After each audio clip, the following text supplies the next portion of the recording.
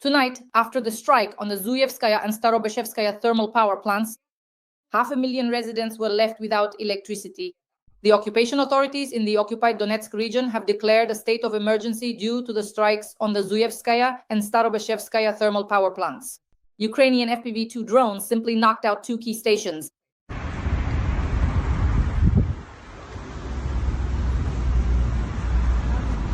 And this is just the beginning. Today there was a series of powerful strikes. Guys, we're being bombed. We're being bombed, damn it. Shit! Do you see it in the clouds?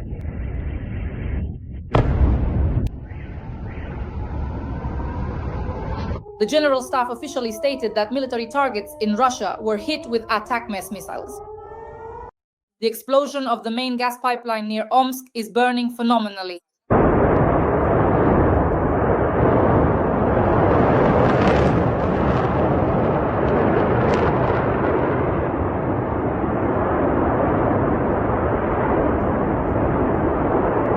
An attack on the Saky thermal power plant in Crimea, a fire at the Veshkaima substation in the Ulyanovsk region, the thermal power plant in Oriol was blown up, and also the sabotage of a railway in Poland, for which Russia is being blamed. An encounter with a sudden explosion, which happened not far from the area known as MIK, and which was most likely intended to target the train exhibition on the Warsaw-Demblin railway route. Last night, a whole wave of strikes and sabotage swept across Russian-occupied territories. Donetsk region, occupied territory, is in darkness.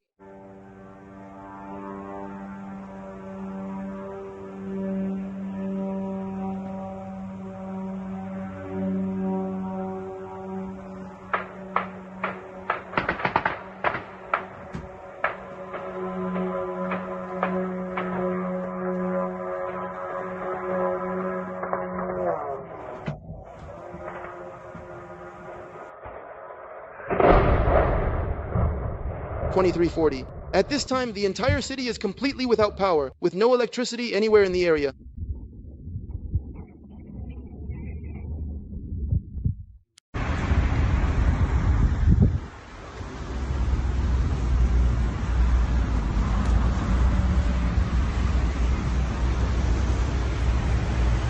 Omsk is engulfed in a fiery gas blaze.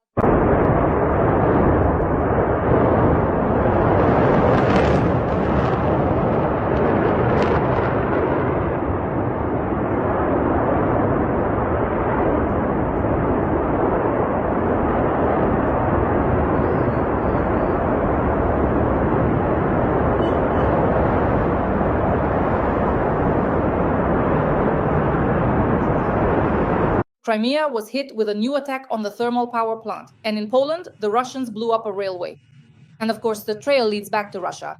Friends, it's November 19th. Let's break everything down step by step.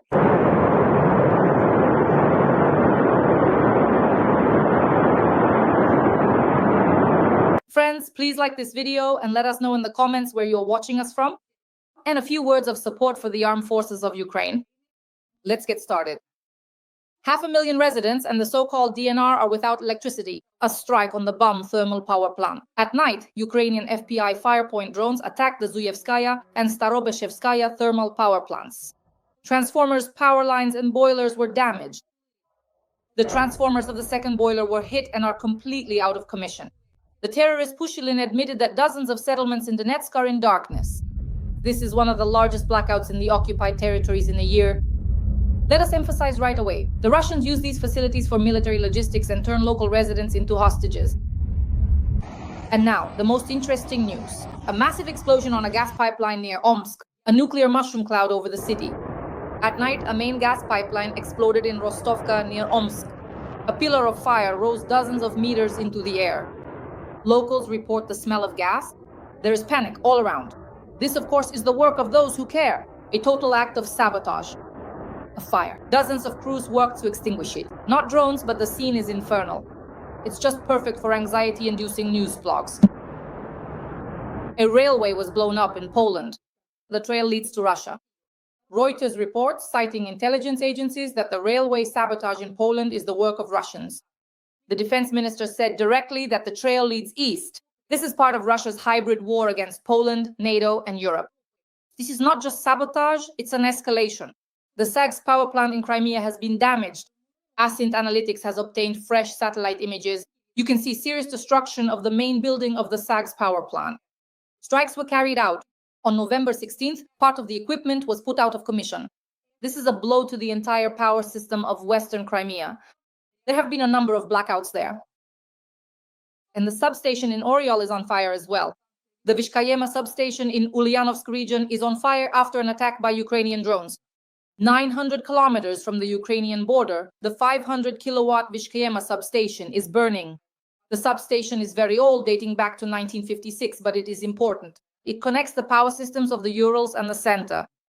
Strikes on thermal power plants in the regions that form a ring around Moscow are our second stage of working with Russia's power system. At this point, we are trying to ensure that Moscow experiences a total blackout. That's why, by tightening the ring around Russia, we are regularly attacking all the thermal power plants near Moscow. Strikes on military targets in the Belgorod region, large-scale explosions, and air defense systems were active there. Panic in local chats, sounds of explosions, air defense working against Ukrainian armed drones, the destruction of a significant military facility, and, of course, enemy personnel. And in the center of Moscow, a large-scale emergency situation. The Cathedral of Christ the Savior is on fire. A thick column of smoke covers the area. A luxury residential complex nearby has also caught fire. On Somenovsky Drive, workers were trapped by the flames at a height. Firefighters simply couldn't get up in time. Meanwhile, a series of new emergencies is unfolding across Russia. In the Kursk region, the Tsinkum plant, which supplies materials for the Russian military sector, is on fire. At the same time, occupied Donetsk is plunging into total darkness. The Chykina substation, 330 kilowatts, has been blown up. There is no electricity throughout the entire occupied part of Donetsk region. In Makiivka, Sinovata Chast, Horlivka, and Nakivo, fires can be seen over the cities. Russia is burning, the occupied territories are plunging into darkness, infrastructure is collapsing, Europe is recording acts of sabotage, and the Kremlin is in a panic, trying to put out fires on all fronts at once. We continue to monitor the strikes, the technologies, and the consequences for the war. As soon as we have new information, we will definitely go live, but for now, take a look at a top-notch breakdown of Russian propaganda. No stories today. Will be told at a later time. So what will happen? Will we win, Gennady Andreevich? Don't take this seriously. We took Berlin 3 times, and if needed, we'll take it a 4th. That's... All right.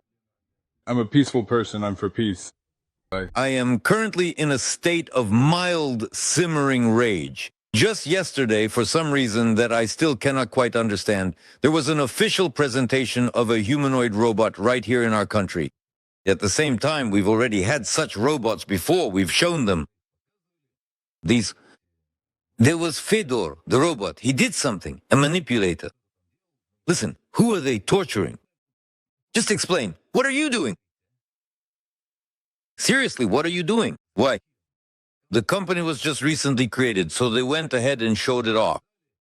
Here we are, there we are, how great, the funding has already been allocated. I can't use foul language, but a lot was clear to everyone.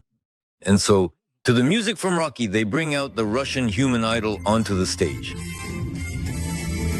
2 guys are walking with him, and then basically he just falls flat on his face.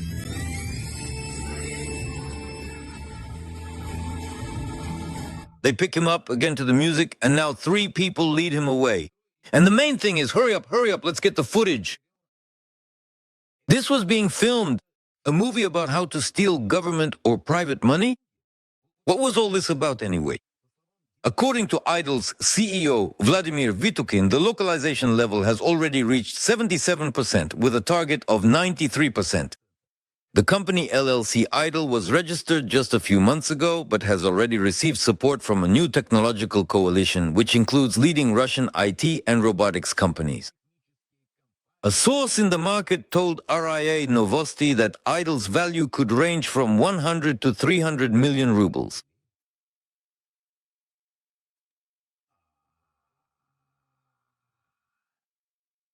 I understand that Vladimir Vitukin will try to reach out to me to explain why so early. Vladimir, why did you come out on stage? Why did you show this embarrassment? It's at the level of a children's toy, and yet somehow someone found out the price too. What is your goal? To compromise the entire Russian IT and robotics industry. Meanwhile, the Kung Fu robot from Elon Musk, the renowned entrepreneur and visionary who meets our idol, a person we deeply admire, who just completely collapses, almost overwhelmed at the mere sight of the impressive and advanced American robot. And if all our scientific and technological developments are at the same level as in the West, then I have only one question. When will there be arrests and executions in our country? You look at the people of Donbas and realize that these people don't need much. They're ready to make do with very little. They say, just give us water for at least 30 minutes a day. They're willing to endure all these hardships for one thing, for a great victory. You think 30 minutes a day? No, they don't even ask for that. They get water twice a week, and that's not even the main thing. Our guys are bringing victory closer, and victory will be ours. It's no wonder that people then run to Upper Lars, kids included. They have a feminine behavioral model. They grew up with their mother. That's normal. I don't even judge them. They saw a feminine model of behavior. So in a critical situation, they don't go to defend the country. They don't go to defend their family. They, how to say, hide. I'm done. We have to change this. Russia is in trouble. We're dying out. And There aren't any more people, Vladimir Vladimirovich. That's why they're trying to bring British troops to the border with Belarus and French troops to the south. And then we'll hit them, and the coffins will start flying. If there's anything left to bury after tactical nuclear weapons. By the way, speaking of Vladimir Vladimirovich's prophetic qualities. And do you understand today what will happen in 2030? I think more or less it will be the same. I just understand what I would like to achieve as a result of this whole confrontation. That is, it's clear that we can't achieve a military victory right now for a variety of reasons, but I would like our turn toward the global south not to look like an imitation. I would like us to actually establish the kinds of military strategic cooperation agreements that we have concluded with North Korea, with other countries as well. With the Latin American regimes of the Red Belt, first and foremost Cuba, Venezuela, and Nicaragua. All these countries are waiting for our help and are counting on it. And these are really the strongest trump cards in the game with Trump. Because how are we playing with Trump right now? We do something small and then we look at Trump. Trump, do you see, we're kind of... we have new agreements with Africa. We have something with India, right? And we glance over at him, right? But when we stop glancing at him and just turn our backs and start actually doing this, bring in 25,000 Cubans for the war, set up 4 military bases in Venezuela, then they'll come knocking on our door and say, guys, let's make a deal. Well, it's clear that you're up to something.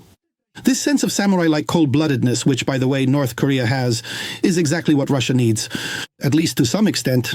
But We are nearing this. the universe is pushing us in that direction. We're trying our hardest to renegotiate, but no one is willing to renegotiate with us. No one has met us halfway on anything, not even a single step. I mean, for the past 2 or 3 years, we've been telling everyone, let's do it this way. Here, we'll give this back to you. We won't go there, we won't denazify here, we won't overthrow Zelensky, and also, we won't use very large bombs. But no one is willing to meet us halfway on this. So again, Trump said, no Donbas, no Zaporizhia, no Kherson, nothing like that, just make peace somehow. So that Trump could get the Nobel Prize, and then, well, we'll see how things go from there. We'll see how it goes. That's it. Our well-intentioned proposals unfortunately just hit a significant wall, encountering some unexpected resistance. What is said about women, what are their roles? That is, these natural abilities, these innate qualities and characteristics are instilled in her by God Himself. To be a wife, to be a mother, to be a nurturer, a supporter, and a guide in her family and community, a domestic fairy, the mistress of the house. And in wise books there is a term, a figurative one, that is often used to describe what it means to be a goddess. But in this context, we're not giving it any religious meaning or significance at all. Rather, it's simply the understanding that a woman, through her actions and presence, can bring happiness to another person. It is important to note that a woman should not be required to work. The fate of Ukraine in this world doesn't concern anyone except Russia and the Ukrainian people. Only our Ukrainian people are already here. And those who are still there, I don't care about them at all. Not a single one. There isn't a single one there. For me, there isn't a single one left there. Maybe 100 people underground. They applauded the move to the Kursk province. They were happy. They continued to support the Nazis with their taxes. They will all answer for this. Except for those who realize it in time. Repent, leave Ukraine, or make an effort to prove that they are against this Nazi regime. This is what they've done to the country. And now, Ukrainians who are dying at the front, who are simply being ground into dust, they are fighting for this, so that their sisters, wives, and daughters work as prostitutes in German brothels while they are sent to slaughter.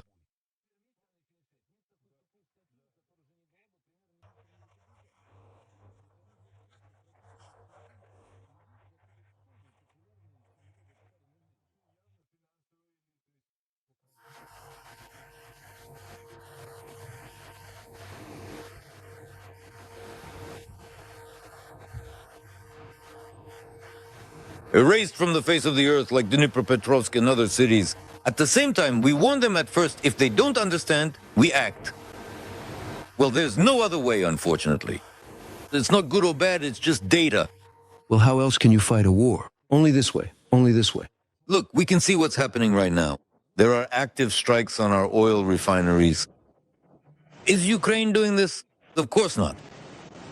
Is it through Ukraine? It's the British and the same Americans who are providing intelligence and relaying it. I have only one question. Are we ever going to start paying attention to this? How many times have I raised the issue of air defense on this show? No, I get it. Maybe it's a brilliant idea to turn off mobile internet, and that will immediately stop everything from flying. I understand that it's a brilliant idea to impose a no-fly zone after which suddenly people can't fly during vacation season and are stuck in airports. That really helps a lot. I just don't understand what it helps with.